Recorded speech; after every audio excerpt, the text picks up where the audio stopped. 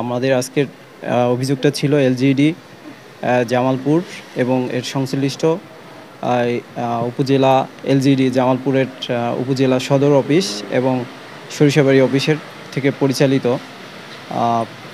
জাইকার অর্থায়নে এলজিইডি কর্তৃক জামালপুর সদর উপজেলার দুটি ও সরিষাবাড়িতে একটি খাল পুনঃখননের কাজে ব্যাপক অনিয়ম দুর্নীতির বিষয়ের আমরা অনুসন্ধানে এসেছি। আমরা এলজিইডি জামালপুরের থেকে এক্সএন মহোদয়ের থেকে আমরা বিভিন্ন ডকুমেন্ট নিয়েছি এবং তাদের বিভিন্ন বিষয়গুলো সম্পর্কে অবহিত করেছি।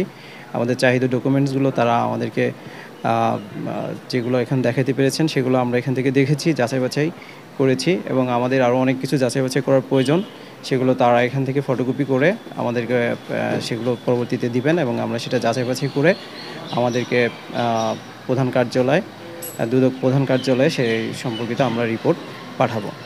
এখন আমাদের এই কাজের শুরুটা হয়েছে এখান থেকে। আমাদের আরও দুটি ভেন্যু আছে, আমরা সেখানে যাব। বান্ডেল থাকলে প্রতি সেনমানিতে টাকা বাঁচবে। বিকাশ সেনমানি বান্ডেল কিনে জিতুন প্রতি লেনদেনে।